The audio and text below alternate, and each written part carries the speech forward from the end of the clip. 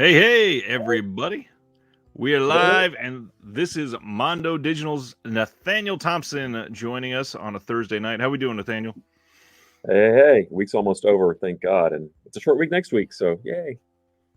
I laughed because I'm doing an interview with somebody from Canada soon, and they said, "Hey, are you free next Thursday? We can meet then." I went, "Well, got a little bit of plans."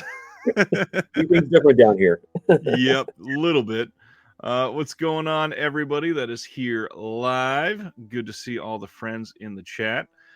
Nathaniel, for those that don't know, contributes to all kinds of releases. I swear you've had at least 2 or 3 releases announced every week for like the last 3 or 4 weeks, it feels like. Yeah, it's been like a flood lately. It's kind of funny. Yeah, and we were just talking off air. Some of these they record the commentary months in advance, and then for some reason or another, something gets delayed, or that's just the plan because something isn't going to be coming out for so long, but they got to manufacture everything, and it just seems like there's a giant glut of Nathaniel and Troy right now, and everybody's just hitting it hard. I'm excited for it though. Yeah, I people, it's weird. Like you'll do commentaries like months and months apart, and all of a sudden they hit at the same time. I mean, I've had commentaries sit on the shelf for like a year, so it's you never know. That's very true. John Peters says Mondo Digital is my go-to for research and reviews, and I've referenced Mondo Digital. I think when we had you on here, I said it's been around since about the dawn of time, and that's about as long as I've been referencing it because the whole historical aspect for Mondo is so unique. People don't really reference the upgrades for these releases and why they are better. I just, again, publicly thank you for doing that. I really wish more people paid attention to stuff like that. Yeah, well, thank you. It's just kind of how it worked out. You start this website in 1998, and it's like, well, that's when DVD started. I really didn't realize it was going to turn into a big history book, but now it is. So, What do you think you would have said in 98 if somebody would have told you would still be reviewing 24 years later, getting all these releases sent to you and on all these discs? How would you feel? I would I would feel very happy about that because the site's just a labor of love. I would not believe how many discs I'd be reviewing. I would have. I can't. The fact that it's like quadruple at least the amount of discs I'm reviewing now than it was when it started is staggering to me. They're like, oh, physical media is dead. I'm like, why am I getting boxes of discs every day then? Like, Right. for something that's dying out, I sure don't see it. But okay. And that many physical releases on top of that, you stay on top of modern films. You participate in as much as you possibly can. You were just recently on a couple Shutter series. It's nice Yeah. to see you out there. But again, how do you find so much damn time? Coffee. That and I'm willing to bet you don't have 2 young kids like I do. I do not. No, just 2 cats. So I'm insanely jealous, that's for sure. We got a semi decent amount of announcements this week compared to last week. We're going to go through as many of them as are there for this week. Then we're going to talk about what's coming out next week. But throughout the entire time, if anybody has questions for Nathaniel, any of the releases that he's on, thoughts on films, screenings that he's went to recently, anything like that, by all means, hit it up in the chat. Anything you've watched recently that you want to highlight for everybody that's a big, awesome sticking out point for you? just in terms of any kind of release at all. Sure, why not? Yeah. I just finally watched Weird: The Yankovic Story, which was a blast. I highly recommend it. I don't know if that will ever get a physical release because it's a Roku production, but Yeah. I think it's the first one of those, right? Yeah, so maybe Fun Your Die will have some kind of deal, and like God willing, we'll get a Criterion UHD down the road. But stranger things have happened. That's true. And I mean, we're talking about Criterion tonight too. That's going to be an exciting slate, in my opinion. Got a whole bunch of people filing in now, so we should have quite a bit of audience participation. Let's get into it. Synapse announced that they are putting out a standard release of Phenomena on 4K. This is coming on March 14th. Great movie, great looking 4K disc. No difference compared to the Blu-ray. What are your thoughts on Phenomena? I love this film. I've seen it about 80 bazillion times. It's probably just like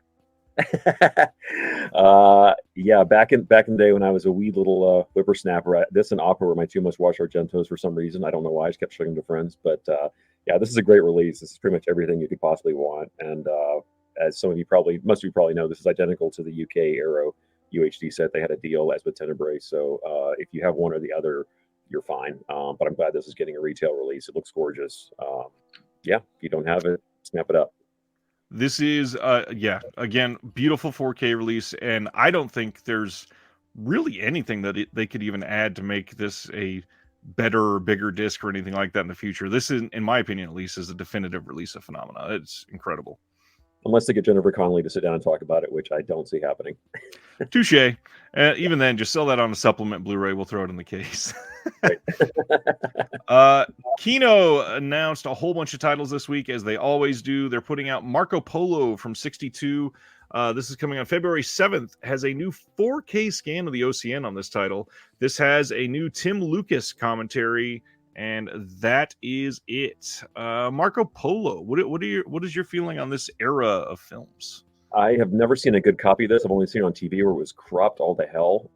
But it's a fun movie. I assume this is going to be the American release version, which has a really great score by Les Baxter, who, if you're a soundtrack nut, he did all the Vincent Price, Poe movies. He did all the U.S. version of the Mario Bava movies, but has this really kind of nice, really sort of loungy, epic score, which was only in the American version. Overseas, it had a different score. So it'll be nice to have because it's always looked like garbage before. So yeah, really curious to see how the transfer is. Yeah, I've certainly never seen this one. This is a little outside of my usual go-to fare, but still interested in seeing it. Roy Calhoun has done quite a few good things, and I love good scores, so why not? Severin announced their next title for Black Friday, and this one sounds really interesting. This is 2016's Blood on... I never know how to say this guy's last name. Do you know how to say it? Is it Mealy? Méliès. Méliès, that's right. This one is an Intervision title, actually. This is Luigi Cozzi's first feature in 27 years. Wrote, directed, and stars in this one himself.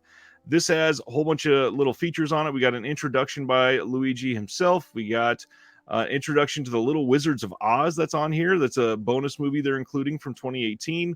We got a making of both of them, and then a little art piece on the Little Wizards of Oz, and then a trip to Alain Schlacka, founder of La Can Fantastique magazine. A lot of good stuff coming on here. Luigi Cozzi, what do you appreciate about Luigi Cozzi? Well, he is one of the sweetest guys I've ever met in my entire life, so I appreciate that.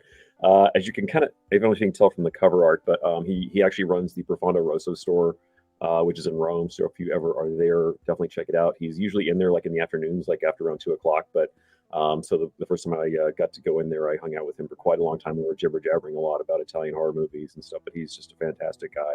I've never seen Little Wizards of Oz, hadn't even heard of it before, so I'm really curious about what that is. But yeah, this movie's nuts. This is very sort of like a meta thing. They shot a lot of it. He has like, there's actually a documentary that he just put out about this as well. But if you go in the store, there's actually like a staircase that goes like subterranean, and they have like a whole like quasi dungeon thing with all the props from like demons in the church and phenomena and like all that stuff is all down in there. It's like you feel like you're stuck in a torture chamber. It's really crazy. So yeah, it's a wild movie. This is, for those of us that are never going to be able to make it to Italy, this is the best way to see all of it. Yeah, it's good enough. Next up, Blue Underground. We got some release dates and some details on 2 incredible releases and some obviously familiar names in these listings here. February 21st on 4K, we are getting Justine from 1969. This has a really kind of fun slipcover. It's got a little window die cut design here, and this is what it's going to look like when you pull that slipcover off. And on this one, we got a new audio commentary with Nathaniel and Troy Howarth. And then, yeah, this one sounds great. Stephen Thrower on Justine. We got an interview with the author of Murderous Passions, of course. And then, new On Set with Jess featurette, interview with star Rosalba Neri. There is a new expanded poster and still gallery. But the cool thing, Sanctuary, the shorter US version in HD, is on this. And if I remember right, Troy was saying this is included because he and you brought it up on the commentary and they heard it. Is that right? Probably, yeah. Because I think we both actually in a way kind of prefer that. That's the version that was on on VHS in America. And that's how I first saw it. But it's like all the fun stuff is in the movie. It just trims out. There's a lot less sort of walking through the woods and all the filler stuff. there's less of it. So in a way, I kind of like that version better. So I'm really overjoyed that it's going to be on there because that was not on the Blu-ray. So it's And worth upgrading to that alone. it had never even had a HD release anywhere for that shorter version, right? Right, correct. Yeah, it hasn't been around since like the Monterey VHS back in the 80s. So yeah, yay. Awesome. That is great to hear. But that's not even the only one. We are also getting Marquis de Sade's Philosophy in the Boudoir, or Eugenie, depending on how you know it. And this as well is getting one of those window cut slipcovers. When you open it up, it looks like this. This one has a new audio commentary with Troy Nathaniel as well. Interview with the director that was on the old release. Stephen Thrower on Eugenie. And then Jack Taylor in the Francoverse, an interview with Jack Taylor himself. So these two films, sell some of the fans on these two films. Well, these are Jess Franco in his prime. This is when he had the biggest budgets he ever had in his whole career. So you can see him just going nuts with like just crazy locations all over Europe and the colorful gel lighting. And he has big stars in these things. I mean, this one has, you got Christopher Lee in this one. I mean, you've got Jack Palance in the other one. I mean, it's really, really fun. Eugenie is probably the better one to start with if you're not familiar with these movies. It's really great. It's probably one of my very favorite Marquis de Sade films. It kind of just gets that kind of spirit down. It's not that explicit. Right. It got like a very early X rating back, like around 1970, which is like a very soft R rating now. An X back then was a whole different thing. Midnight Cowboy was X, which is silly. But yeah, this is a really, really fun film. It's beautifully shot. It's in like super widescreen, just really, really gorgeous. But I mean, so is Justine. Justine's more of a sort of prestige film.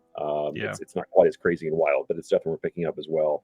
And I also just got to recommend the Stephen Thrower pieces on all these Jess Franco titles coming out for Severin and Blue Underground are just incredible.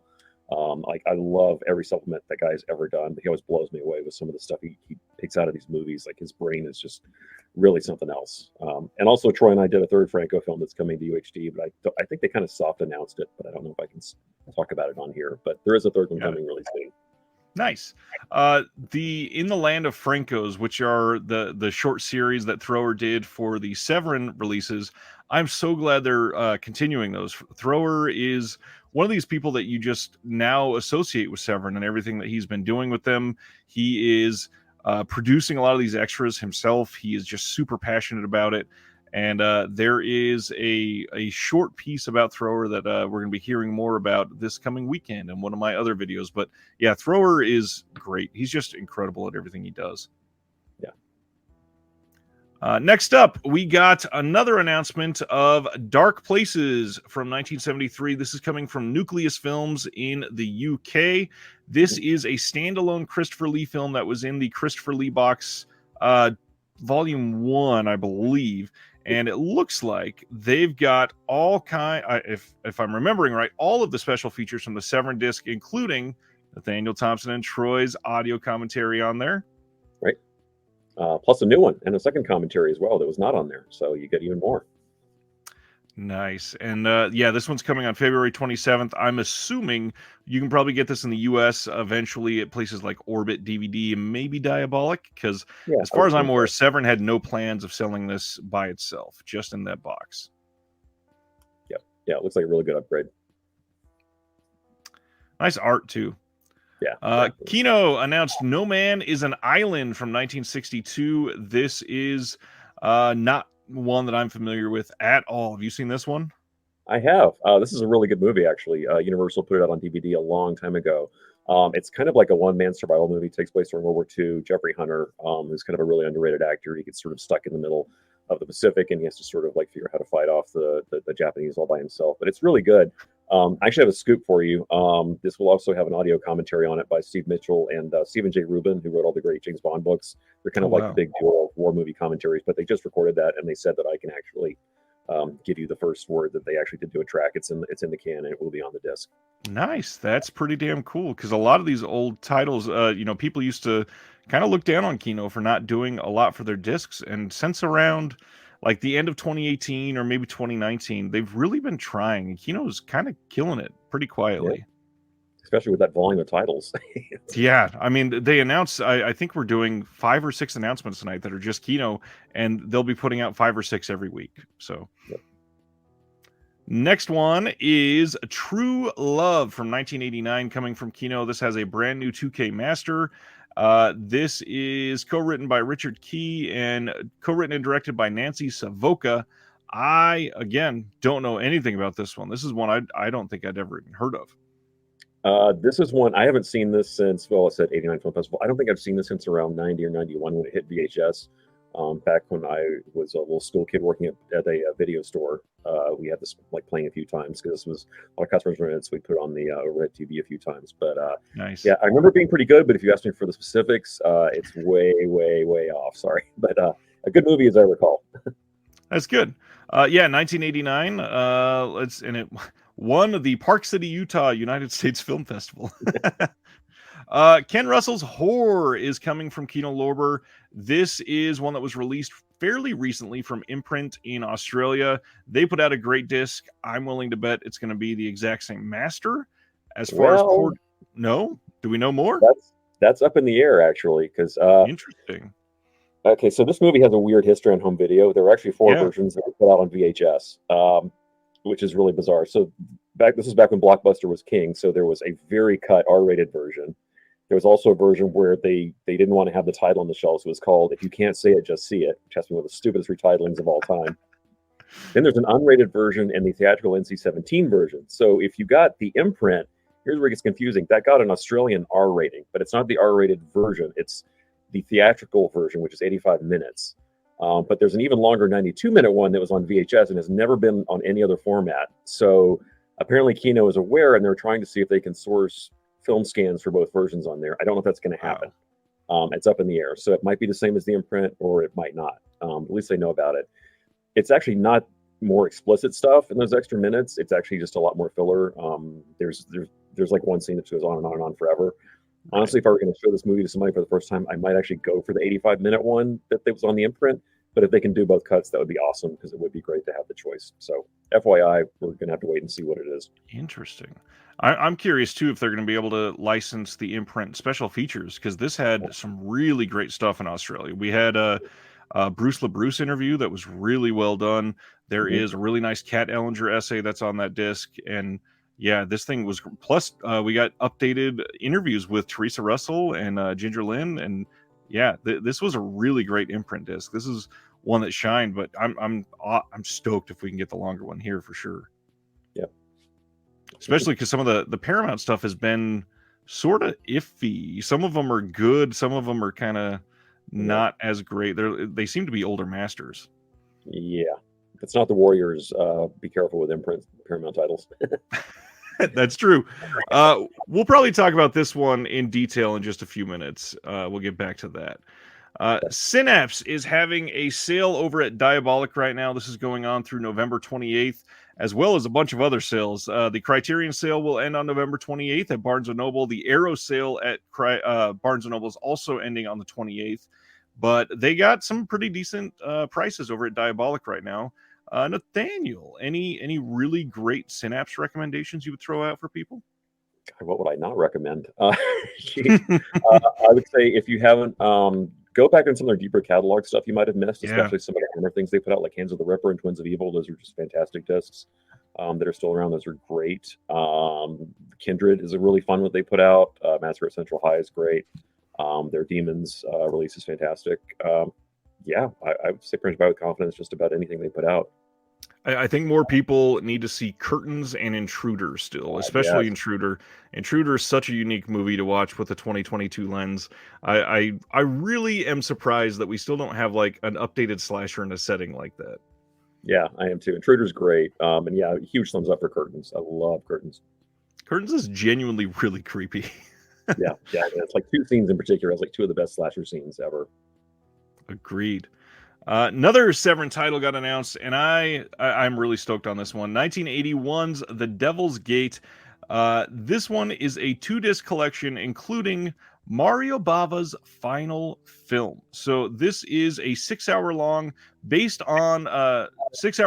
films based on stories by 19th century horror fantasy author from such directors as Giulio Questi, who did Django Kill, Marcello Aliprandi, who did A Whisper in the Dark, and Giovanni Gagliardo, I'm probably saying all those wrong, who did Street of Mirrors. And this is really cool because, again, the final work of Mario Bava is in this, and it's the debut of his son Lamberto Bava as co-director. And those are the ones that we're getting in HD. The other ones are getting, I believe, SD masters on another disc. But this is just really cool for them. We got an audio commentary for that Mario Bava disc with Tim Lucas, who did, Mario Bava, All the Colors of the Dark. We've got an interview with the screenwriter and co-director Lamberto Bava. We got some other stuff in here, but this is just a really nice curio piece to get in HD. I'm shocked that we're getting something like this. I think a lot of folks are shocked this is actually coming to Blu-ray because it seemed like kind of like very unlikely. But yeah, I've only seen the Mario Bava one. I haven't seen the other parts, so I'm really curious about this one. It's going to be quite an experience. But yeah, I'm really excited they're putting this one out. But yeah, the Bava is great. There's been like a fan subtitle version out there if you were in the gray market, if you really hunted really hard. But yes, it's never had a commercial release here before ever, so that's really exciting. And supposedly they were able to get good enough elements for only that one story, so it's nice that we're able to get that one. But man, it'd be great to get some of these older things, archived properly back in the day and actually restored properly. But yeah, darn. They are also doing a Bava enamel pin as part of their Hall of Fame pin set from Pixel Elixir. Looks really nice. That'll be a part of Black Friday, of course. The Adventures of Batman, the 1968 series. This is the one that we got from Casey Kasem being on it, co-founder and host, provided the voice of Batman on this one before Adam West came back, I think, for the next series after that, if I remember right. And this is getting a release on February 28th. This is one that a lot of people did not think we were going to get on home video. But yeah, are you a Batman person at all or comics at all? Yeah, I actually remember the show back when it was on TV when I was a little kid, but I haven't seen it in decades. But I remember being a lot of fun, so I hope it still is.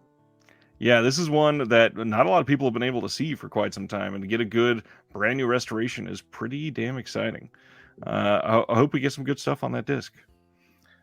Smile, the movie that so many people are talking about this year because it got so much money that they are throwing more money at horror over at the studio here. But this is getting a good 4K release, it looks like, from Paramount. And this is coming on December 13th. We got some actual special features on it. We got an audio commentary by the director. The original short film that inspired it is going to be on it, which is pretty damn cool. There's a making of featurette, and then inside the score featurette, which I think the score for this was actually pretty good. Then we got some deleted scenes with optional commentary. Smile. I'm sure you saw this one. What do you think of Smile? I did. Yeah, this is a fun one. I mean, it seems like a no-brainer. It's getting a 4K release. It's kind of bizarre if you're a horror fan, like seeing which films merit 4Ks and which ones don't. Yeah. It seems like this one would. Meanwhile, Pearl and X still haven't gotten 4Ks over here, which seems bizarre to me because those were, pretty big. But yeah, I'm happy this is getting one. Also, hats off. This has probably the greatest marketing campaign of the entire year, as far as I'm concerned. If you didn't see what they did at sporting events and things like that, they would have participants jump up and suddenly do the smile on camera. Which I think is just ingenious. I can't believe no one's thought of doing something like that before. But yeah, Paramount's marketing department really went into overdrive on this one. Yeah, we talked about this marketing stunt on the channel a little while ago because a friend of the channel, John DeMarsico, is the broadcast director of the New York Mets, and that was the first game they did it at. And one of his cameras happened to capture the lady standing in the stands, and then just showed her all night long because it was just so creepy. And then it just went viral. And then they did it at a handful more games. I think it was mostly in New York, but so great that they did something like that. And it worked, clearly. Yeah, obviously. Yeah, just absolutely brilliant.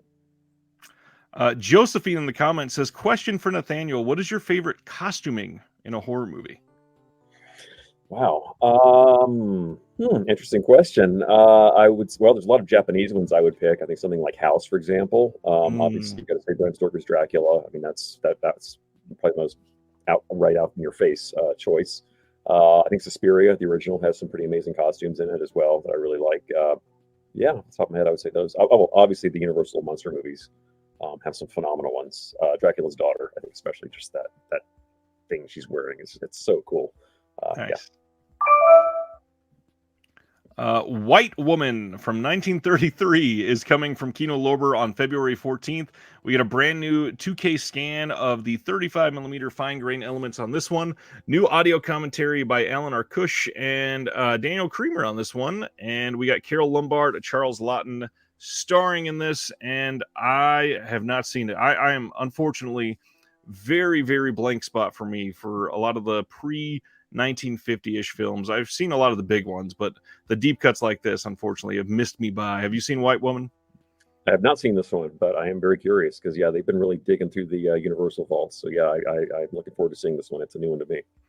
Yeah, Charles Lawton, obviously great. So yeah, curious to see this. Another little bit of an old one from Kino. February 7th from 1958, we are getting Raw Wind in Eden. This is one that's supposed to be really great, actually, from what I looked up. This has a 2K scan of the 35mm inner positive, new HD master, new audio commentary on this by David Del Valle and Daniel Creamer as well. Have you seen this one? I have seen this, but I've only seen it super, super cropped. This was a scope one, but American Movie AMC, back when they were American Movie Classics and actually showed movies, they used to run this back in the day because they had access to the Universal Library, and I saw this, but it was like super zoomed in, so it was a lot of fun. It's like very like over the top melodrama. It's good from what I recall. It's kind of like almost a noir film in a way, but yeah, really looking forward to seeing how this one turns out. Nice. Yeah, it's nice to see some of these that have been treated so poorly, not just even on home video before, but on even like broadcast or even some of the times in theaters, they were just not shown properly. So to see something in 2022, a lot of the time we're seeing it better than other people have ever seen some of these releases. Yeah. Next up, we got two coming from Gold Ninja Video, and neither of us have seen either of these, but we spent some time talking about Gold Ninja for a minute before we went live, and both of us seem to love Gold Ninja. This one is Honeycomb from 2022. This is from Avalon Fast is the name of the director, and this one says, in the mundane hours of early summer, 5 girls sulk in their own boredom, waiting for something. When Willow stumbles upon a seemingly abandoned cabin, she begins fantasizing about the life she and the girls could have there.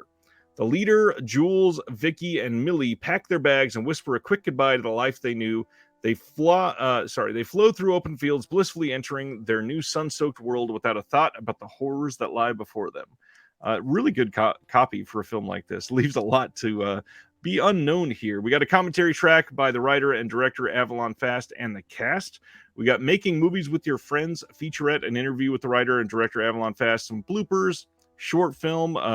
There's always liner notes when you get the limited from Gold Ninja, and then they usually seem to hide something else. So I would not be surprised if they've got another film up their sleeves, hidden in the menu or something like that. Gold Ninja Video. What have you seen from them that you've really enjoyed? Oh God, I picked up most of the stuff they've released, it's always a lot of fun. They did like one called The Other Side of Gary Graver that was just wild. Yeah, it's crazy. I mean, they grabbed everything they could find that he did that wasn't like adult stuff.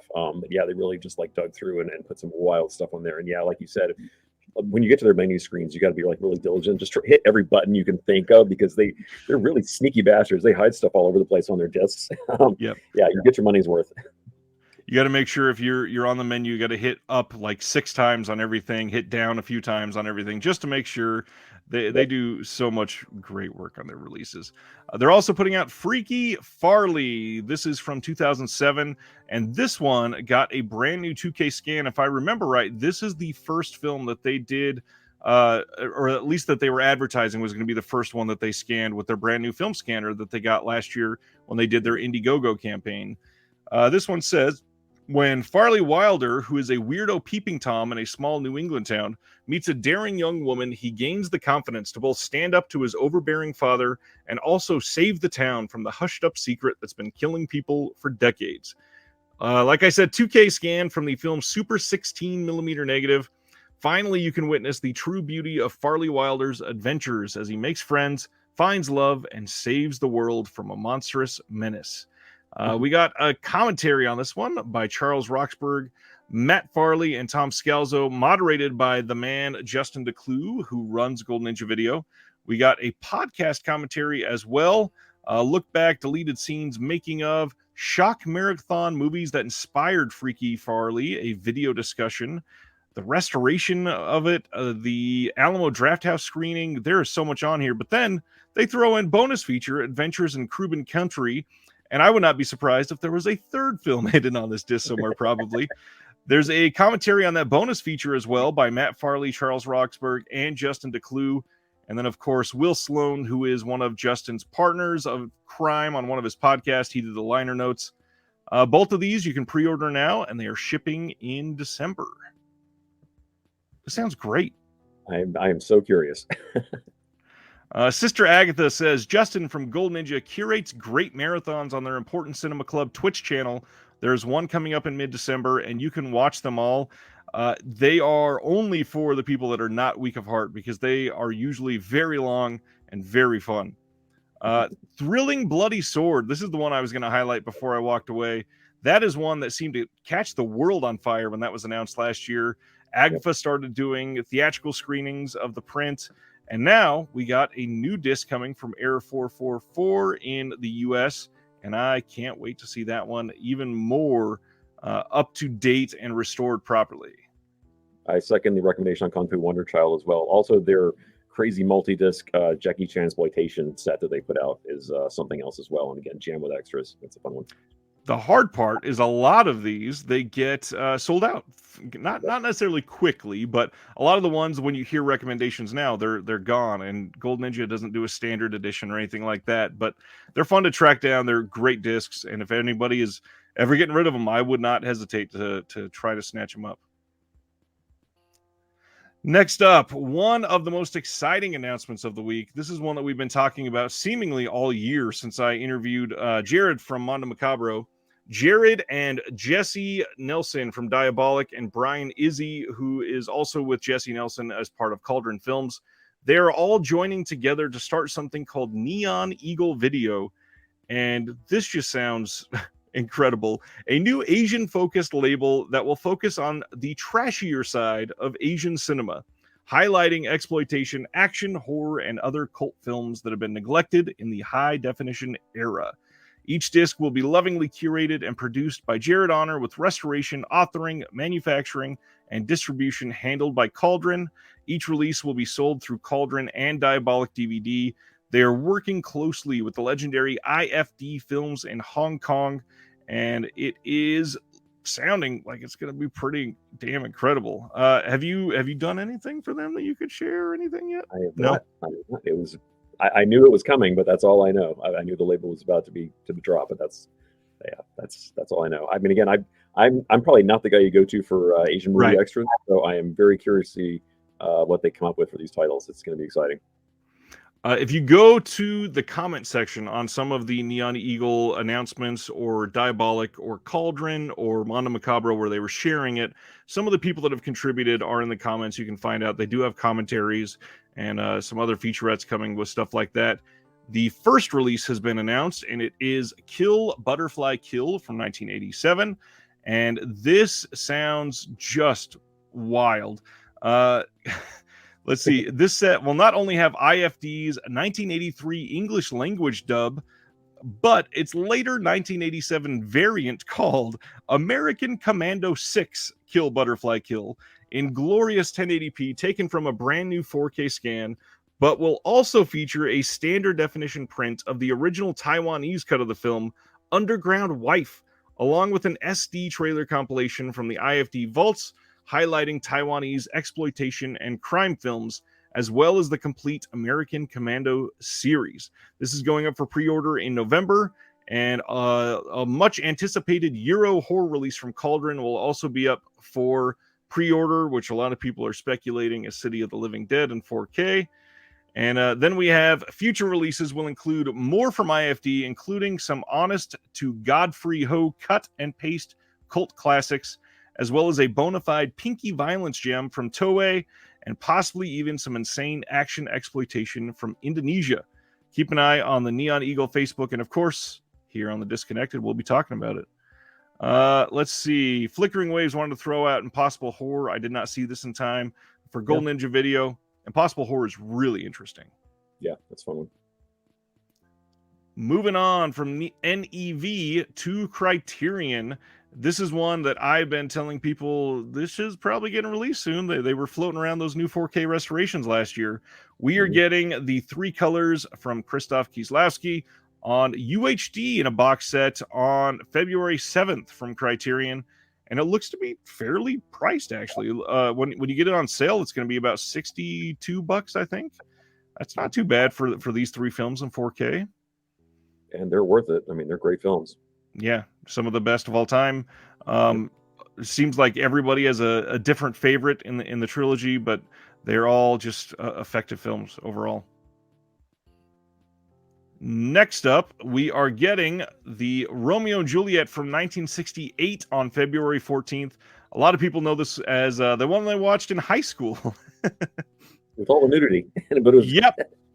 It was the one people bragged about because they could see some chests live in high school. This one got a new 4K digital restoration, which I'm kind of shocked with what they're doing with UHD that they didn't put this one out on 4K. They must not have either been able to get the rights or didn't want to do a HDR pass or something.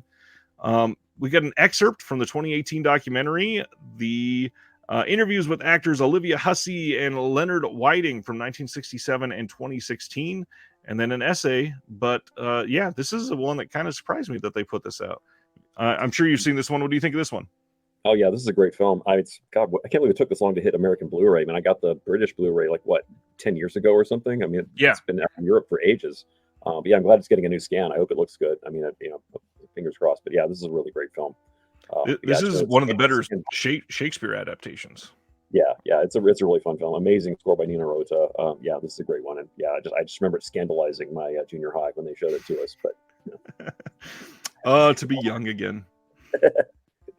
Another 4K upgrade that I've been, expecting for quite some time. Dazed and Confused is getting upgraded to 4K. No new features on this one, but I'm sure this one will look great. Linklater and Dazed and Confused.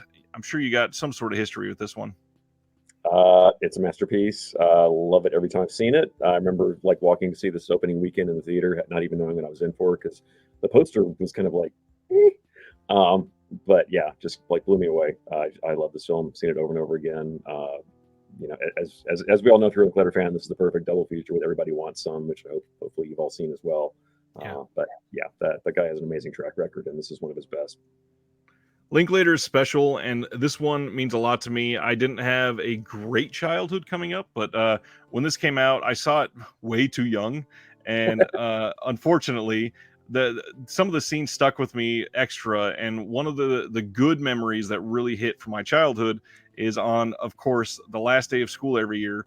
My dad would pick me up from school, which was different because I'd usually ride the bus, and he would take me home blaring "School's Out for the Summer" just on repeat. And that, if you've seen this movie, it's a big deal. And this movie is just so well made. It is such a nice little snapshot. And Linklater, man, he is special. Linklater has got everything that he could possibly need in his back pocket, and really, really just executes them perfectly in this movie. Yeah. Next up, we are getting two films by Marguerite Duras. This is coming on February 28th. The two films are India Song from 75 and Baxter Vera Baxter from 77. I am not familiar with this filmmaker at all, I don't think, but we're getting new 2K digital restorations on both. What do you think about her? She's a very acquired taste. Her films are very European. They're very slow. A lot of people who know her only know her. She was a punchline in the John Waters film Polyester. There's a really great gag where Tab Hunter is actually running a Marguerite Duras triple feature at the drive-in that he runs. Baxter Vera Baxter is one that stands out to me. These have both been on the Criterion channel for a while. But it has what I think is by far, hands down, the most obnoxious music score of all time because it never stops. It's just like 4 bars of music that run nonstop for 90 minutes. So brace yourself. You might want to sample before you buy. Or watch with subtitles on mute. Yeah. Decent month from Criterion, ending up with Hollywood Shuffle, one I am very familiar with. This movie is incredible. Not one I really thought would get a disc release, but I'm really glad it is. Kind of weird that we have Keenan Ivory Wayans in the Criterion Collection now. This movie is great. It's a debut feature by Robert Townsend. This is an ingenious guerrilla satire that takes riotous aim at the typecasting of black actors in 1980s Hollywood. The writer-director stars megawatt charisma propels Hollywood Shuffle, the hilarious tale of a struggling actor attempting to break into an industry where the only roles available to black performers seem to be hustlers, butlers, slaves, and Eddie Murphy types, forcing him to choose between selling out and maintaining his self-respect. Lampooning everything from film noir to zombie flicks to Siskel and Ebert in a really great little sketch. Townsend and co-writer Keenan Ivory Wayans cannily turn the frustrations of the black artist into a subversively funny pop culture critique. Hollywood Shuffle, I'm sure you've seen this one too. Many times. I love this movie to death. One of the most quotable movies, I think, or at least movie comedies, at least from the past like 50 years. It's a great one. There was a very under the radar Blu-ray release from Olive Films back in the day that they didn't put at all, but had no extras at all, which was really annoying at the time because everybody was around. So I'm glad they Criterion finally ponied up and actually got some decent supplements because this one definitely deserves it. You know, I'm not sure if you're privy to anything that we aren't. You brought up Olive Films. I'm curious, have you heard anything about Sandpiper Pictures, this new boutique that seems to be putting out these old Twilight Time discs, and people are speculating they are the people that used to be behind Olive Films, and Olive is just supposedly gone now. Yeah, I don't know what happened. Yeah, I guess if they just transitioned over and started a new label, it would make sense because they're kind of picking from the same well. So, yeah, could be. I have no idea though. Interesting, but yes, this is definitely one I recommend. We got a new audio commentary featuring Robert Townsend on it, new interviews with some of the directors or some of the actors, including Rusty Cundiff, Amory Johnson, and Bobby McGee. We got a radio program featuring Townsend in conversation with film critic Elvis Mitchell, and then an essay by Aisha Harris. I love the artwork on this as well. Can't wait to pick this one up. Shout Factory having a box set sale. This is going on now until November 21st. And if you don't have a lot of their stuff, there's some actually decent prices on these. Any Shout Factory box sets that you've loved? Well, just because I'm looking right at the cover right here, but I was so giddy when they put out the Don Knotts collection because that was the only way that you could get the Love God on Blu-ray, and that's actually my favorite one. That movie's absolutely just out of its mind, which is crazy. It's so much fun. So, yeah, just for that alone, it's worth it. I would say the Fly set is great. The Omen set that they did is really fantastic. Yeah, there were a ton of new extras on that one. They really went out of their way on that one. It's really great. There's a lot to choose from there. The Omen set is certainly one of my favorites. I'm so glad that they were able to get that set out and to have everything on Blu-ray. It's just nice. That's one of those box sets that every film kind of hits hard if you've grown up watching the series, especially because you sort of grow with them, especially with the ages of Damien in the movies. Yeah, I've always loved The Omen. Next up, another Kino title, The Bride Wore Black from 1968, and we do have reversible artwork on this one, and this is gorgeous. I wish this could be on a poster. I love this artwork. We got an audio Go ahead. I was gonna say, yeah, if you want to buy the original poster, that'll set you back about $600, but you know. Yep. Funny enough, I looked it up, and no thanks. I'm poor, but yeah, it's beautiful looking. We got an audio commentary on here by Julie Kurgo, Stephen C. Smith, and Nick Redman, and this is in French with English subs. And what about this film, Nathaniel? Obviously, we got Francois Truffaut. Yeah. Well, this ties into another title we're going to get to later, but we all kind of knew. Kino had said they had finally picked up the rights. They're doing the whole United Artists Truffaut library, which is great because very few have been on Blu-ray over here. Yeah.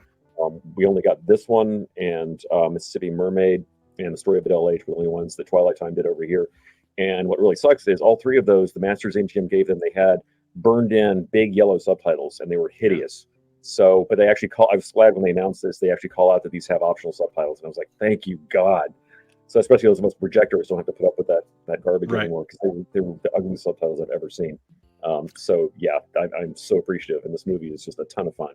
If you're a fan of Kill Bill, this one tends to get mentioned a lot because it has kind of a similar like kill list thing where she's out to like kill off the guys who shot her groom at their wedding. So sound familiar? Yeah, it's great. Just a little bit. Yeah, this is one I definitely am going to have to pick up. It looks like a great release, but again, audio commentaries and all that, Kino's just quietly killing it. I've heard of that guy. Yeah, I don't Next know. up, some Eureka announcements. Magnificent Warriors with Michelle Yeoh. This is coming in February on the 20th in the UK, of course. This is one of Michelle Yeoh's most popular titles, and this has some great action sequences in it. This one is a lot of fun. Obviously, we've got a lot of great stuff coming on here, including new feature-length audio commentary by Frank Jang. Just a little tease here. Frank is going to be on the channel in about a month or so, I think. And then Michael Worth is going to be with him on that. New feature-length audio commentary again by Mike Leader and Arna Venema. New interview with Richard Ang. New interview with Lol Low. And then some archival stuff. This just Eureka killing some of these Asian releases. I love it. Yeah, and these releases all just look incredible. Like considering we grew up watching these really crappy Laserdisc releases that were just like you could barely even see what's happening half the time. Yeah, it's miraculous what they've been doing with these things. And then the second one they announced today is one that might be a little more exciting for me. This is Hideo Gosha's Violent Streets from 1974. And this one, a former Yakuza member, Igawa, is now a brooding, world-weary nightclub owner. Some of his former associates are released from prison and want to regain a foothold in the criminal underworld by igniting a gang war between the local Yakuza and an out-of-town clan led by veteran actor Tetsura Tanba. A bold and colorful entry into the Yakuza genre, Hideo Gosha's Violent Streets makes its worldwide debut on Blu-ray from a new restoration done by Toei themselves. This has optional English subs and introduction to it by Hideo Gosha, by film critic Tony Raines. Jasper Sharp on Violent Streets. Jasper is somebody that's contributed to a lot of UK releases, especially some of the Arrow releases. And then there's a collector's booklet featuring a new essay by Tom Mess and Violent Streets. Have you seen this one before? I have not, but I can't wait to see it. Looks great. Yeah, Hideo Gosha does some great work. I can't wait to see this one either. Cohen Media Group just continuing their onslaught of releases. All of a sudden, they're putting out all kinds of stuff lately. Mm-hmm. January 3rd, they're putting out Memories of My Father. This was Columbia's submission for the 93rd Academy Awards. This is from 2020. Have you seen this one? I have not. I've heard that unfortunately this is not very good, but I'll still trust it. Cohen does pretty great work usually. We've got, let's see, film historian Annette Insdorf interviews the director, Fernando Trueba, and star Javier Camara. There's some making of featurettes and some trailers. Yeah, interested in seeing it for sure. Full Moon. I am curious your thoughts on Full Moon overall, but first, the Legacy Collection Volume 1 is now available to order from Full Moon. This is going to highlight the first decade of the Full Moon universe and includes Last Foxtrot in Burbank, Mansion of the Doomed, Cinderella, End of the World, Auditions, Fairy Tales, Laser Blast, Crash, Tourist Trap, The Daytime Ended, and The Best of Sex and Violence. 3 of those, Last Foxtrot in Burbank, Auditions, and The Best of Sex and Violence, have never been on Blu-ray. This is going to be the first time. They haven't announced any standalone Blu-rays, but it's Full Moon, so likely they'll get the exact same disc put into something else in a few months. What do you think of Full Moon overall? Very hit and miss, to put it mildly.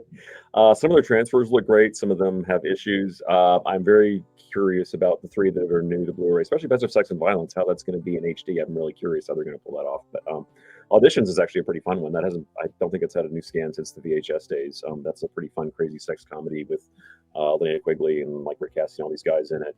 One thing I wish they would stop, though, if you haven't seen their Mansion of the Doomed, it is a gorgeous, gorgeous disc. The problem is what they've started doing is like right when the movie ends, they have this like logo suddenly slam on screen. It'll be like Full Moon number 2, boom. It's like you just killed the whole mood at the end of the movie, guys. Like, why are you doing that? If anyone from Full Moon is listening, please stop doing that. I'd really be appreciated. That and all the streaming services. Please just let us see the credits and let us sit with the end of the movie. Yeah, it's like respect the film a little bit. The movie's ending. Like, you kind of keep the mood for a second here. I don't know what exactly is going on with this box set, but this is the picture they're advertising. They've got this random little air pocket in the top of this.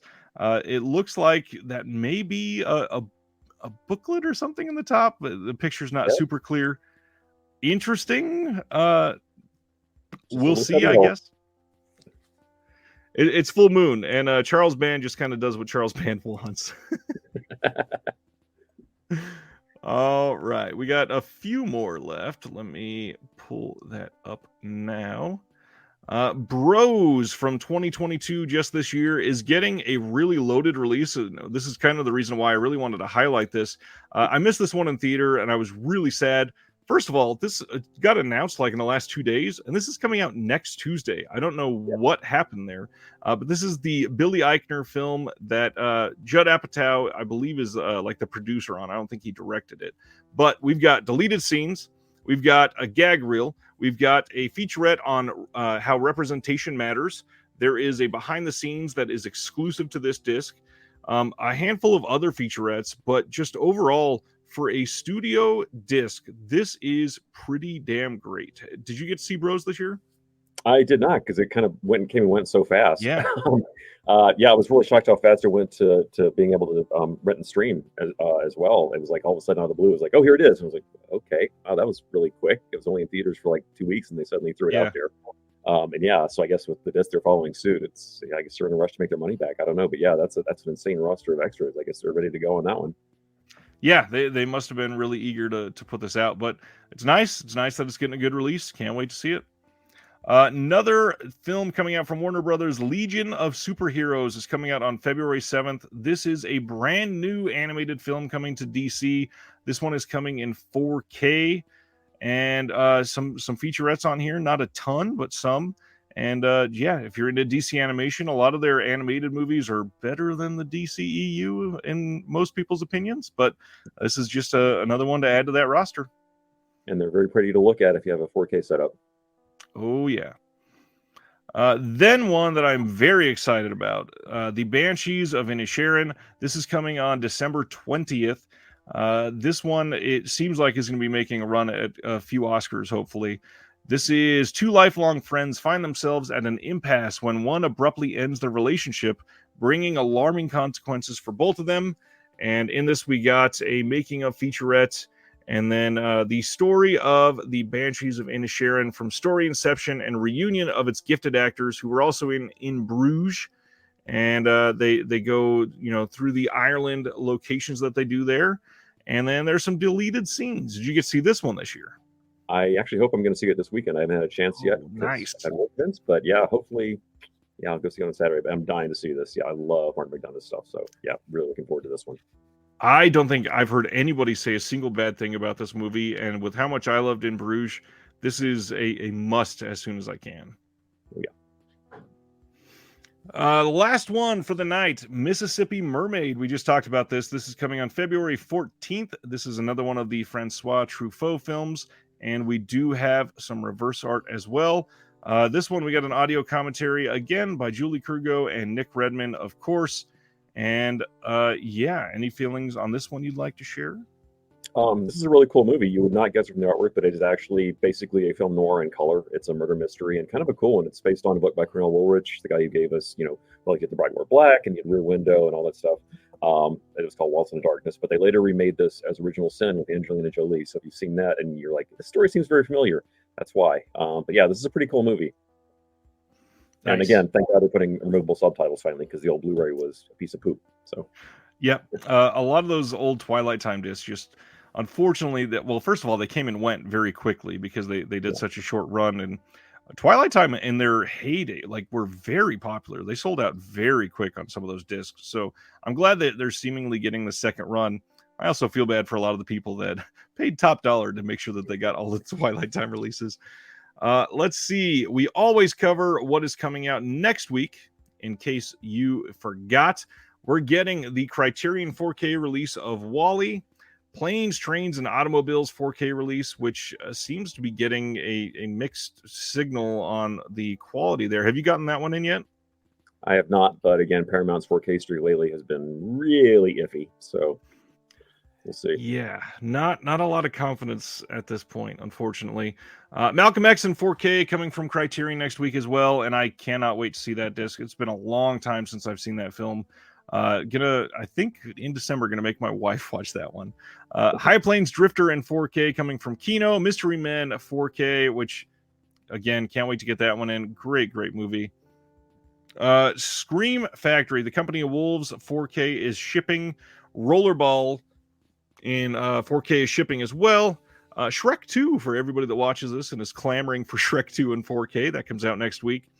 Night Gallery Season 3 from Kino. This release is maybe my most exciting release of the week. I love the first 2 seasons and what they've done for those releases. Kino, Night Gallery has had like this brand new life breathed into it with these 3 releases because they're clean. They've got commentaries on, I believe, every single episode at least, and some other featurettes that have been thrown in. Just incredible releases. Sony Pictures Classics 4K box set. This one looks really cool too. 10 films, 10 or 11, all on 4K. Nice box, all really great films. Sony Pictures Classics. Any of those that you are a real big fan of? Other, maybe not even in the box set, just any from that line? Well, pretty much anything from that line, they had a really good run. But yeah, the choices in this box are great. I am especially jazzed about getting City of Lost Children, Run Lola Run, Call Me By Your Name, Volver. I mean, that's a hell of a batch. Orlando. I mean, there's some major eye candy in this set. That's really exciting. Orlando is maybe my favorite movie in that entire box set. It is just remarkable. I can't wait to see that thing in 4K. That's a gorgeous film. I can't wait to see how it looks. Peacemaker, the Warner Brothers show that was on HBO Max. We got a Blu-ray release of that finally after people complained because Canada was going to get it and we weren't. That's coming out next week. Puss in Boots in 4K. The standalone Ip Man films are coming out in 4K next week. Ski Patrol from MVD Rewind. Pennywise, the story of It. I believe that's coming from Screambox. And Bloody Disgusting. And I think Children Shouldn't Play with Dead Things from VCI on 4K is getting delayed again, if I remember right. I think it's December now. Yeah. The Blood Beast Terror with Peter Cushing from Kino is next week as well. Then we got Hair Extensions, which I believe Diabolic and Orbit have already got this in and are shipping it now. That's from Media Blasters, I believe. A Kind of Loving. This is one I've been curious about for a while. Not to put you on the spot. Have you seen A Kind of Loving? I have the British Blu-ray, which looks gorgeous. So I assume this is the same scan. But yeah, this is one of those black and white, British kitchen sink dramas. Yeah. But yeah, this is like one of Alan Bates' first big early starring films. But yeah, this is a really good one. And the transfer on this is a knockout if it's the same master, which I guess it is. I'm assuming so. Usually they would be. And I think that's the bulk of it. I forgot about that. Panther is next week as well. A couple Raro titles, The Scent of the Night and 100 Steps. That's Madame Cloud from Cult Epics is next week. And that's it for the most part. You've been around a while. Do you know the proper way to say the name of this label? Is it Raro or Raro? Do you know? I've always heard Raro, but I could be wrong. But for years, that's all I've heard is Raro. Somebody come out and tell us. Raro. I don't know. So you recently released a book. Can you tell everybody about that book that you released again? I did. And you could finally get it from Amazon too. They were a little late with the date on that one. They're supposed to have it in stock by Halloween, but they missed it by a little bit. So a lot of friends ordered it that way. They're like, "Where's my book?" I was like, "I don't know." But you can order directly from Fab Press as well. But it's called the Fright Fest Guide to Vampire Movies. It is the annual series they put out that coincides with Arrow Video's Fright Fest they do in London. So I had a great little kind of book tour thing in the UK where I got to meet a lot of fans and hang out with a lot of folks over there. But yeah, it's a survey of vampire films, including 200 in-depth looks at some of the most fascinating, important, and or just flat out weird vampire movies. But yeah, it was a lot of fun to work on, and I'm glad that this puppy is finally out there. So it's my 5th book, and I'm really, really proud of it. Nice. And the cover looks great. I've got it on my wish list. I'm kind of hinting at my wife that that's the book I want her to buy this year. Curious, we've had a bunch of stuff announced for you recently. Is there any of those that we didn't talk about this week that have been officially announced that you want to highlight for everybody and really just make sure people get their attention on? Because, as you know, the physical media dying. There's very few releases right now. So yeah, I mean, like, what are you going to spend your money on? Like, people are overwhelmed. Which ones do you think are ones that might be going under the radar a little bit? Well, actually, one of the ones you mentioned coming out next week is the 4K of High Plains Drifter. I just did a new commentary with Steve Mitchell on that one, and I think it turned out really well. I'm really proud of that track. I love that movie. Nice. It's kind of like it's a Clint Eastwood horror western, in a way. It's very spooky, but I've always loved that one since I was a kid. It's always kind of stuck with me, so it was a real privilege to be able to do that one. Um, God, there's so much stuff coming out. I don't know. It seems like I'm doing it every week. I just did a new one with Steve last night, actually, which I think I can. I don't know if I can say, but it's one that Kino has for a parent title that they picked up. Oh, It's been nice. soft announced with Steve McQueen, so that should probably give it away what it is. Uh, but yeah, other than that, yeah, I've been doing a lot of Italian horror stuff with Troy. But yeah, I think High Plains Drifter, if you haven't picked that up. I'm proud of the track we did for Escape from Alcatraz for the 4K, although I guess some people are iffy on the scan because it's Paramount. I have not seen it yet myself, but the commentary I think is good. So I can't speak to Nice. the picture quality, but The Argento title that they announced. I think you were on that one, aren't you? which one? The 5 days. Oh, the 5 days. Yeah. Oh, yeah. The one they announced. Yeah, I'm on 5 days with Troy. Yeah, that was one I never thought would get a Blu-ray release, and they're actually going to get in 4K, which just blows my mind that's coming out. But yeah, and there's a lot more in that vein to come very soon. I think we are getting really close to a full Argento library on HD, right? I Yeah. think we're only missing a couple. Well, in Maybe it's 4K, I think.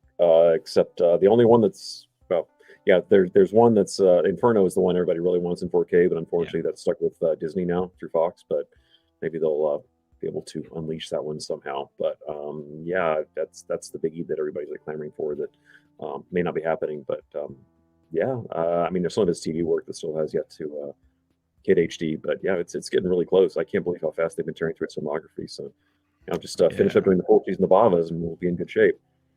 Yeah, I mean that could be a question. I'm sure you can't say anything. Do you know anything about more Bava re-releases soon? Because I know a lot of Bava stuff is going out of print.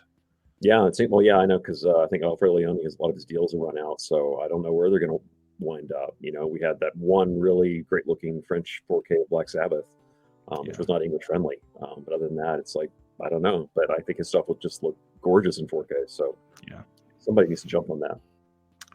Friend of the channel, Ice wants to know: is there anything that Nathaniel collects or you have hobbies for besides films? That's a good question. I collect a lot of vinyl and CDs, soundtracks, classic pop, that kind of thing. I love to Nice. travel.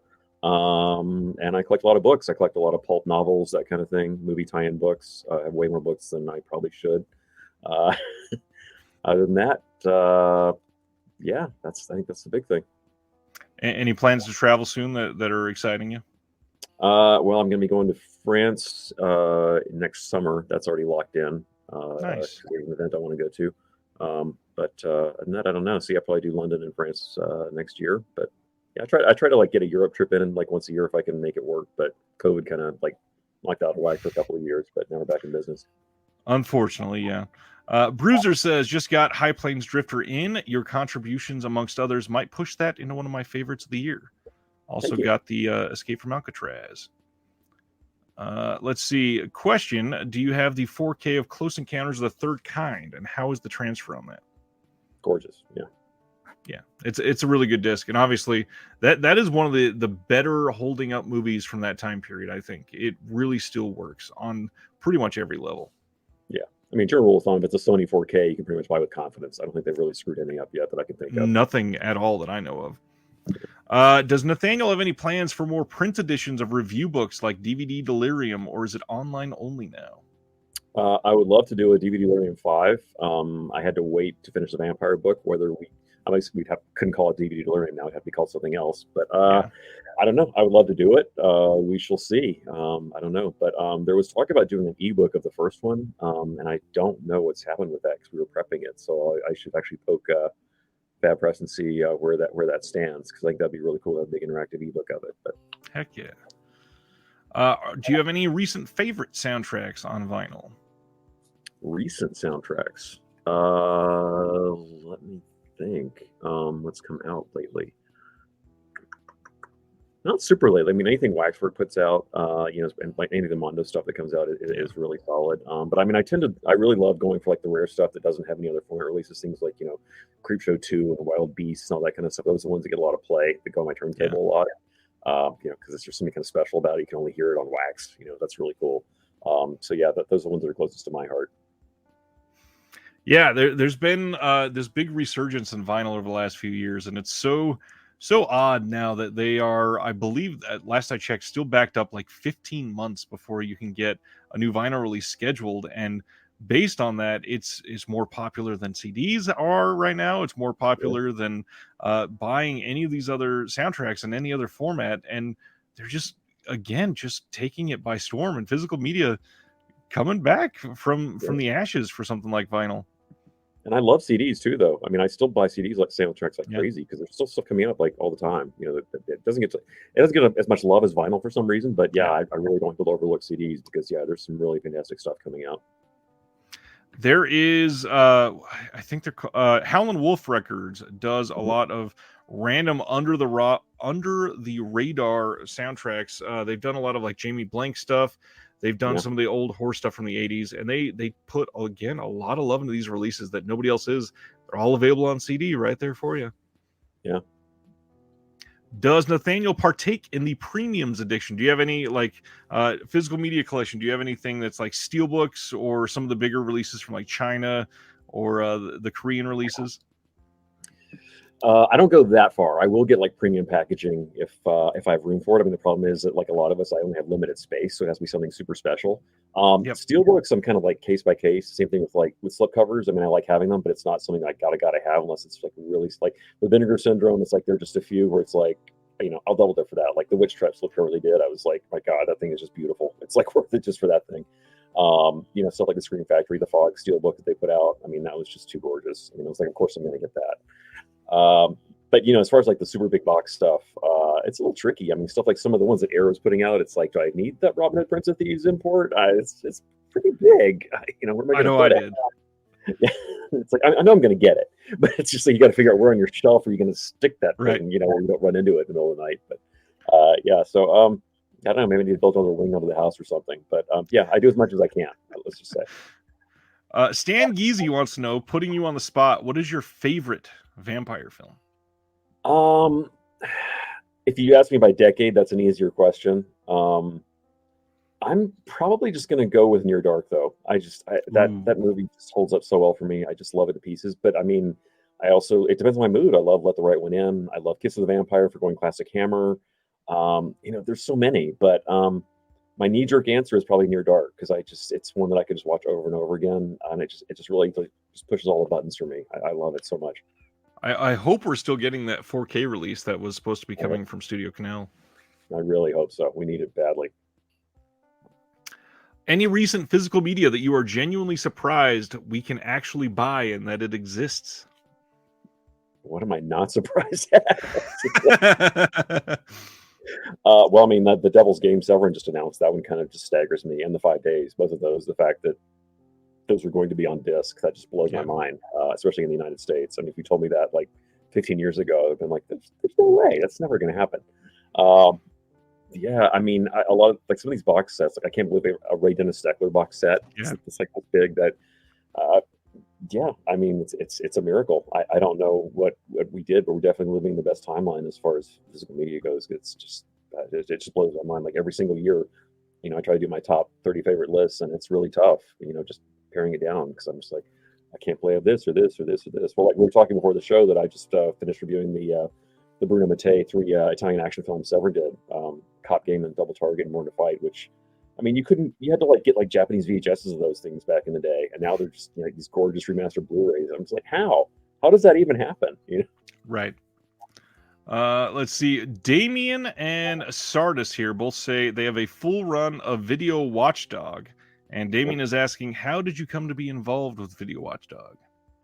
Well, I was a reader since issue 1, even before that when Tim Lucas was writing, his column before that. But yeah, when he started Video Watchdog, I was ecstatic. I loved it. And then I approached him because when I first moved to LA, I was fresh out of school and I got a job at DreamWorks, and I was handling the screenplays that were coming through because this was back when DreamWorks was starting out.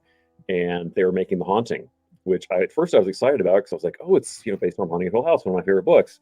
And then but I was there the whole process, watching every rewrite come in, and I was like, what are you doing? Like, what? Every rewrite is worse. What is happening? What? So I kind of got to watch that car wreck unfold in slow motion. So I actually wrote up an article about it for Tim, and I was like, "Do you want this?" Like sort of compared the old Robert Wise film of it and the new one in the book. With a little bit about some of the stuff they filmed and got cut out, and sort of the torturous thing. And Tim was like, "Sure." So that was the first thing I ever published. And then he was like, "Hey, do you want to write some reviews?" And I was like, "Yeah, I'd love to." So whenever I could, I just would submit reviews for Video Watchlog along with guys like Richard Harlan Smith. I mean, all the giants. So yeah, that was a real honor. Although I think actually, I think the first thing I ever published was I wrote a letter to Video Watchlog, because I noticed on the Laserdisc of Tommy that an entire reel on the Laserdisc had been flipped like the wrong way, and nobody noticed it. And I was like, how come no one's caught this? Like that's kind of big. So yeah, that was my first time I was ever in print. But the first article was the one I did on The Haunting, which I'm still really proud of that one, because that was an angle nobody else had on that movie. So. Nice. If you ever saw the Bond film, you kind of know how that one turned out. But the story behind it is fascinating. Of course. Last one for a minute. What would Nathaniel say would be some excellent habits to maintain to get better writing about film, both critically and historically? And just for the audience that doesn't know, I would look up Spaghetti on Letterboxd. He does some really great film analysis already. And other than writing every day, which is the thing that pretty much everybody will say, is if you want to get better at writing, just keep writing.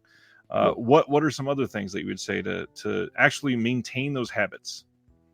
I would say just you train yourself not just be a passive viewer. Don't just sort of like sit back and watch it and not think about what you're watching. And it's not hard to do. It's not really work. You just sort of like just think about like, why does this scene work? Like, why is this scene affecting me like this? Just always kind of question what you're looking at, because then it sort of leads you to sort of, like, oh, well, maybe I should read some more about this scene, or what, you start to notice things about like camera angles and like the way people are placed in front of the camera, and like what it says to you, about the left side versus the right side. There's things like that, and the way that color is used.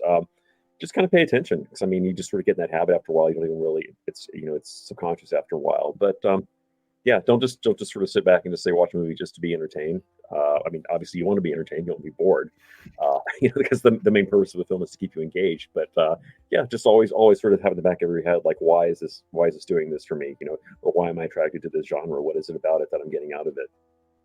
And that's why nowadays some of these extra features on these discs are some of the better things to actually ingest about the films, because you've got film historians, you've got people that were involved in the making of the film. They can explain certain things that maybe you wouldn't get the context of unless you had heard it from there properly.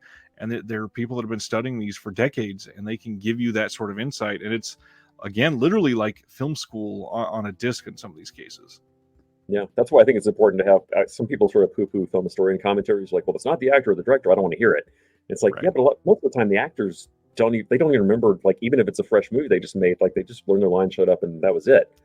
I mean, you get some of them really get into it, right, if they're a producer or whatever, they'll have more to say about it. If you've heard some actor commentaries, it's like, did you really get that much out of it? So yeah, but I think having a lot of these, especially when you have multiple tracks, it's always fun getting these different angles on the films. It's really fun. I loved when Sean Baker was on the channel. He said a lot of directors speak in a way that is not super well versed about their own films. So sometimes it does better to have other people. And that's actually for Red Rocket. That's why he asked Kat Ellinger to do the commentary for it, because he's like, this is all about Italian sex comedy. She can probably speak on it way better than I could. So you talked about ranking your favorite releases of the year for Mondo Digital, and this is the perfect time to go back and talk about this that was just announced this week, that Nathaniel is also a part of the Creator Selection Committee with us. We announced this week that the Disconnected and the Chasing Labels podcast are working together to create the Shelf Shock Rewind 2022 Disc Awards. This is going to be on February 19th of early next year. We're going to do a live award show. We are already working tirelessly behind the scenes. Everybody that is on the Creator Selection Committee have already picked up their releases over the last year, poured through them tirelessly, and given nominations across 25 different categories. And we're going to be starting to announce nominations here soon, because everybody can start to vote on all of these starting on December 15th. And voting will be open for a full month from December 15th to January 15th. The big thing is our creator selection committee will be voting again once we get nominations on, so that we can have a creators picked winner for every category, but also the community can pick a winner for every category. And not only will those nominations be there, but there will also be a write-in option just in case your favorite one wasn't there. And we'll pull a winner for each of those, and each category will have 2 winners that way. And it'll be interesting to compare. You know, what did the community pick was best? What did the selection committee pick as best? And these are the categories so that you can start to study for them. We've got best overall release, obviously. We've got best region A and B release. We've got favorite region A and region B label, which is something that the creator selection committee did not vote on. That's all only going to be for the community. We got best new label. There were a handful of labels that put out their very first release this year. Unfortunately, something like Radiance, they didn't get anything out in 2022, so that's not eligible till next year. Then we've got best annual slate, which will be when you think about all of the titles released by a label, who do you think put out the best slate of titles for the entire year? And I gotta say, it's hard to compete with Kino when they put out 1,412 movies a year. Best box set, best artwork, best packaging design, and best extras package, including best booklet, commentary, interview, visual essay. Those are all pretty self-explanatory ones that I had to go look through a lot of my releases that came out in 2022 and really make some tough cuts. Then we got some genre ones like best martial arts release, best comedy release, animated release, horror release, classic film release. For classic film, we're saying that's before 1940. We've got best audio and video presentation, best home video restoration upgrade from its last release. And then we got some studio catalog releases that we're going to highlight as well, because they deserve some as well, especially Sony, I would say. So that's the Shelf Shock Rewind Awards. Just wanted to throw that out there so everybody could talk about it and get prepared, because first of all, I'm stoked that you wanted to be involved. I'm very stoked to be involved as well. It was actually really fun putting together like the form that you sent out with all the nominees. It was a little stroll down memory lane for the past year. It was like, God, what a year this was. It really was. To me, it felt like there weren't as many. I don't know. Maybe there weren't as many like shining stars this year that really hit for everything. But I feel like we got a lot more this year in terms of quantity, and not necessarily that quantity is better than quality, but it's still just a super strong year. Yeah, it really was. I mean, just on catalog terms alone, it was just pretty nuts. Just the breadth of it. Yeah, it was really something. I honestly would even go out there and say that this might have been the best studio catalog release for me, release year for me in probably at least a few years, because things like Fright Night 4K, that 4K looked ridiculously good. Yeah, well, those Columbia collections that Sony's putting out in 4K, I mean, those are game changers. I think I wish all the studios would follow that lead. Happen to have it right here. Oh. And I don't know what's going on. The first one sold out really quickly, and now you can't find that one anywhere. I think the second one, I don't know if it's still available, but it was available for a long time. I would not be surprised if they started to go out of print very quickly. Yeah, probably so. Yeah, I think they increased the print run on the second one, because I think they were a little shocked at how fast the first one went. It was like... Yeah, you can still get the second one. It looks like 100 and oh, never mind. That's only used. Maybe it is out of print. Really? Oops. Oh, wow. Yeah, when the third one came, when they did that and the Sony Classics one got announced, yeah, I looked it up and it was still around, but yeah, maybe it's gone now. That Sony Pictures Classics, I really hope they do another box set for that, because Sony Pictures Classics is one of the most prolific, one of the most really hit for hit best studio runs in a long time for any of these lines. You could probably name 3 different top 10 lists from Sony Pictures Classics and not get arguments on any of them, because they're all that good. Yep. Now, if Warner Brothers would give us a fine line UHD set, that'd be a nice competitor. But I just wish Warner Brothers would again pick up some of the quality that they compete with Sony. I want some of the other studios to compete with Sony. Yeah. Flickering says, going through the year's purchases slowly, but favorites may still come from the gut. There's a lot here for sure. Let's see. Stan Geezy says Tim Lucas is a treasure. Talking about Video Watchdog still. Yes, he is. Any other questions for Nathaniel before we give him his night back? Lots of good stuff coming out soon. More stuff getting announced soon. I'll think of one right now. I think you're on that first release from Treasured Films, correct? Yes, I am. Yeah. That label sounds really exciting. Anything you want to tell us about that release? Yeah, so they are putting out a UK edition of The Last Hunter, the Antonio Margheriti Vietnam exploitation classic, which was a blast. I got to do a track with Troy and Eugenio Ortolani, and we had a great time watching it through the magic of Zoom, since we're all in very, very different geographic locations. I think he wins the prize for the furthest distance for a commentary I've done. Yeah, they're really going all with this release.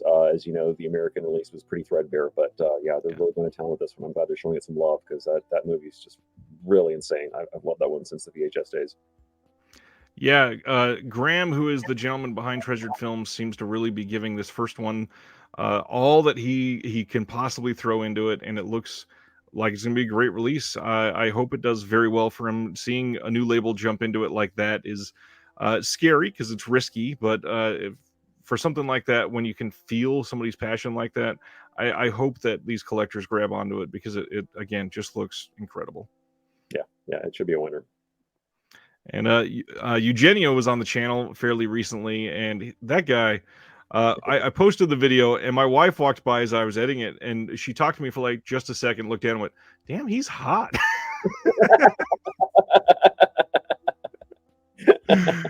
He is such a fun person to speak to.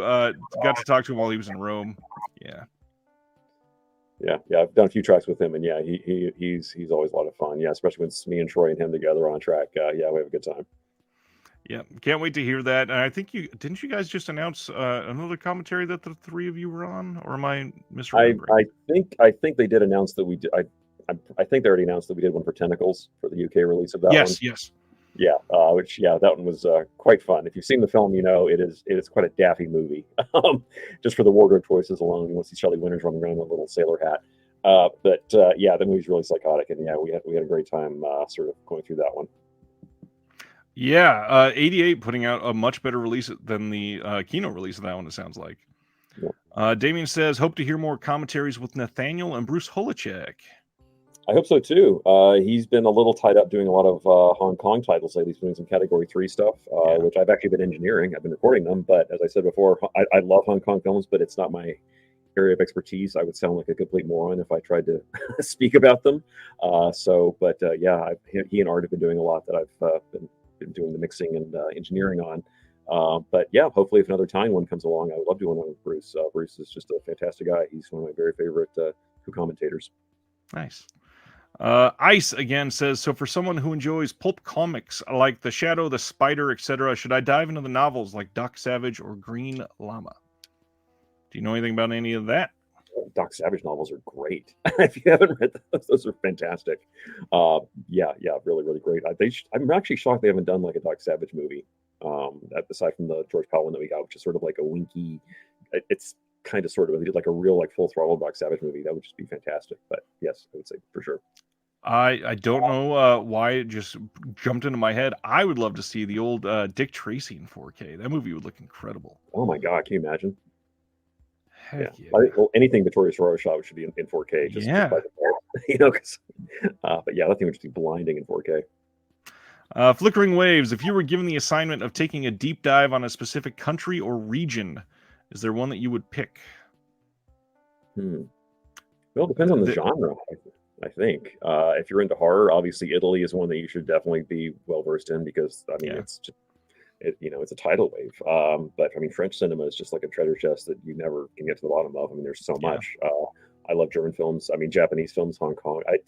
It depends. I mean you kind of just follow your own compass. Like just try a little bit of everything, whatever you like. I want to see more of that. It's like your heart kind of tells you which way to go. But yeah, Italy's the one that I really got into first as a kid. They were kind of like my gateway into like everything else. So yeah, that'll be my answer, but your mileage may vary. And thankfully, with all these boutiques, you can kind of do that nowadays. There's so much coming from every country. You can give yourself literally your own film festival, line something up, do a couple days worth of research, and get a full-blown, whether it's chronological, whether it's auteur related, whether it is a full-blown genre deep dive. There are so many different ways nowadays that you can just educate yourself on something entirely based on physical media releases. Yeah. I mean, if you just look at those Criterion Martin Scorsese boxes they're putting out, where it's like, I mean, they're hitting like every country on the globe pretty much. And it's like, whoa, where are you pulling this from? Yeah, I don't think there's a country that's not represented at some point on Blu-ray by this point. It's a good call. Ice says, is there anything that you watch every single year? Personally, I watch Tokyo Godfathers on Christmas every year. Good choice. Not association I would make, but sure. That works. An annual watch. That's a good question, actually. It is a good question. Not on purpose, but for some reason every year I seem to watch The Beyond, and I don't know, because it's usually there's a friend who hasn't seen it, or like I wind up having to go see a concert where Fritzy does it live or whatever. But Lucio Fulci's The Beyond is one that I see almost like clockwork on an annual basis. Yeah, that's the one. It's almost always in the fall. I don't know why that is. Obviously, Halloween 3, Season of the Witch, I always pop on in October. Like, it's just like a religion. I know most people do the first one, which is great, but I don't know why I've always got to have my little Halloween 3 fix. That new 4K for Halloween 3 is mind-blowing. Yeah, God, it's great. The Fritzy thing, I just spoke to somebody that just went to one of the live performances and got to see The Beyond with the new score and all that's coming from Grindhouse Releasing. Said that it was a revelation and gave it just glowing reviews. Have you seen the new version yet? I haven't seen the transfer, but I've seen him do the new score live. The new score is a lot of fun. Well, it's not really a new score. It's a little misleading. It's the old score with a lot more music put into it. So it's kind of like, it's almost like an opera now, but like the music barely lets up through the movie except during some of the dialogue scenes. But he had like a new theme into it that kind of comes in and out. But yeah, it's really beautiful. Nice. I'm very excited for that. The Beyond is incredible, obviously, but I just can't wait till we start getting some deep dive on Fulci. When are we going to get some of these non-horror, some of the earlier films on Blue, you think?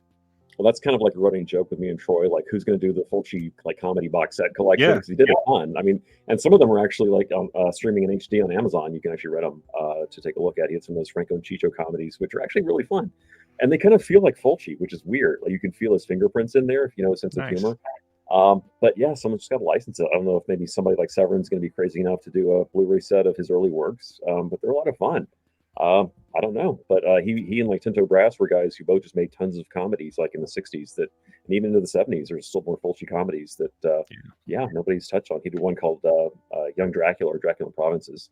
It's just wacko, but I really hope somebody puts it out on Blu-ray here someday, because I think people's jaws will just drop when they see it. But who knows?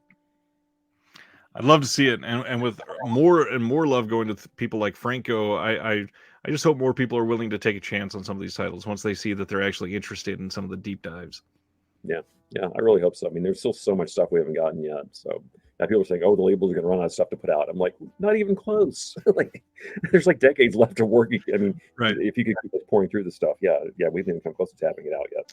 Well, we just talked about foreign countries. There's still foreign countries that haven't even begun to scratch the surface, really. Oh yeah, it's crazy.